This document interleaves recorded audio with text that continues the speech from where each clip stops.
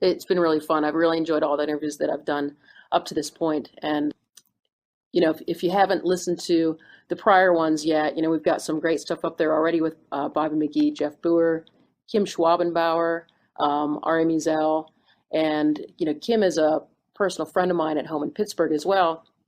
And when the podcast came out, she found out about it, that it had been published, not because I notified her that it was up, but because a friend of hers had gotten a hold of it and listened to it and thought it was really good and emailed her about it. So, it's just a real motivating podcast, that one in particular. I've listened to it twice already since we recorded it, once in the raw version on my computer, and once while I was out for a run in the woods, a walk run in the woods in a park near my house. And boy, it's just so motivating. And I feel really blessed to be able to interview people like this and have opportunities to talk to people that otherwise they might not even return my emails. Exactly.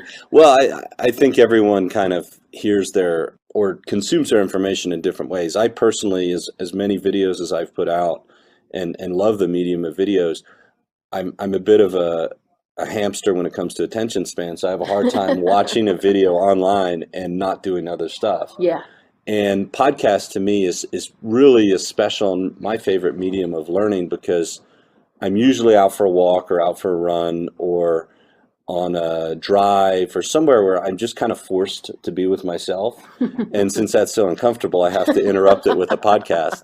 So it's really a special medium. It's the hour a day or however long I spend listening to podcasts, sometimes many more hours than that I'm really alone with my thoughts.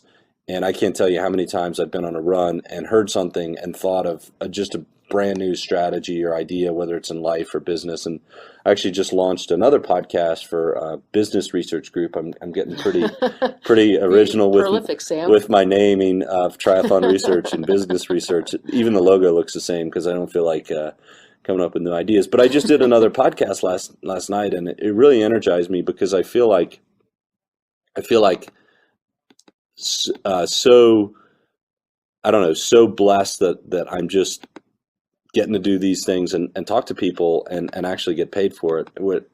Obviously this is a free podcast, but it's all part of putting out great information with the belief that at the end of the day, someone's going to come back and consume one of the paid products or information that we really believe in, which is how we fund Triathlon Research, by putting out information that we really believe is beneficial, and only that information. We're not just going to publish anything. And that's actually something that I would like to just talk about briefly before we get into the camp is, Triathlon Research is a bit of work, and I made quite a few mistakes. And the way we fund this is by not doing any ads. I don't believe in ads, just selling space on our show to equipment sponsors, but really just actually advertising and publishing great information that I actually believe in. Bobby McGee's Run Transformation, Total Immersion's TI Academy, and also going to be giving some information away on those who want to get more information from TriDot,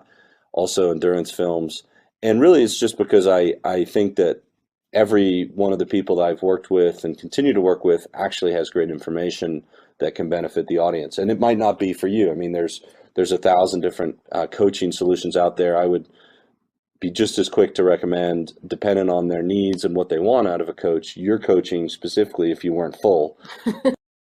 But your associate coaches or people that you've trained are fantastic coaches. Jeff Boer has a different system, a different philosophy that works really well for some people on TriDot. And I think it's just really my vision for Triathlon Research as a company as it moves forward is to become a publishing house for only the great information that you let me put out, because I trust your opinion when it comes to a product or something, evaluating it. Is, Suzanne, would you recommend this to your sister-in-law or to your brother or whoever's doing triathlon? Because your sister-in-law is coming to our camp. And really just getting your feedback and we've discussed different people and whether we should publish their information, and we've gone back and forth.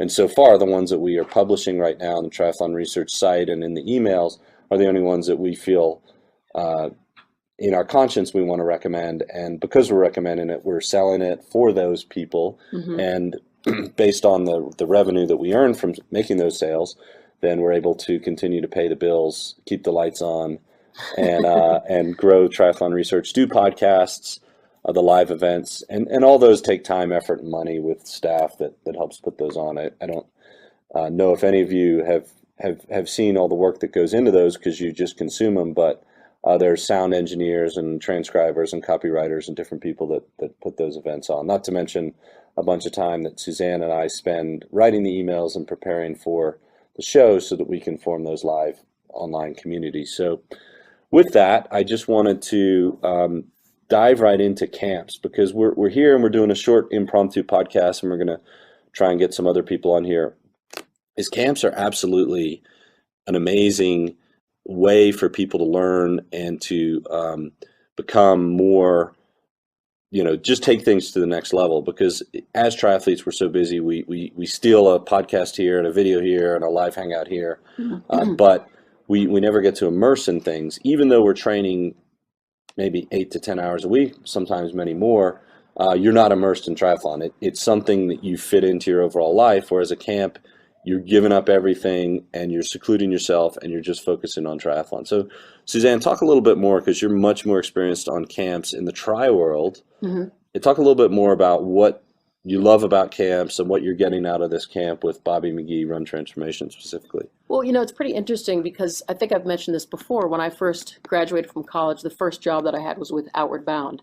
And Outward Bound is much more than a camp or camping, but you can think of it as an immersive experience where a group of people who don't know each other come together and are faced with both physical, emotional, and personal challenges. And the job of the instructor is to moderate all of that, teach them the skills that they need for the actual camping, expeditioning, traveling in the wilderness, cooking over a fire, building emergency shelters, that sort of thing. And through all that, as people have these experiences, they feel personal emotions connected to prior similar experiences, or they're able to make comparisons back to their real life. And hopefully they go home with a new set of skills and a better understanding about how they deal with stress and deal with certain things. And, I did that for 3 years right after college, and it really formed the basis for everything else that I've done in my professional life, including going to medical school and becoming a physician. It helped frame the way that I teach. It helped frame the way that I interact with people. So now, as a triathlon coach, there was a period of time where I didn't do anything that was like camp, unless you consider medical school a really long, painful camp. Exactly. But, working with triathletes now, and as an adult, much further on in my career. So as an adult now, being able to work with other adults who are taking time out of their busy lives and their professional careers and being away from their families sometimes, it's really nice. I feel like I've come full circle. The first thing I did out of college was an immersive experience that was life-changing for the people that attended. And being able now to work with adults who are looking to get something practical, they're willing to take time and spend the money on the travel, the lodging, the tuition. They are really invested in being here. And so I feel honored and obligated to try and deliver really high quality information and get to know people, get to know them as far as what's their running style, what's their swimming style, what practical feedback can I give them so that they can become better triathletes, and learning more about why they're doing triathlon so that I can target my feedback to their personal goals. Is it because they want to lose weight? Do they want to get healthier? Is it a diversion from some other stressful part of their life? It just ties everything together, and it's so similar to what I did when I was 23 years old that it's really neat to me to see that people are still learning the same way. And those founders of Outward Bound who put that original model together, they really knew what they were doing. So I think I can learn a lot from that previous experience and bring that right back into triathlon.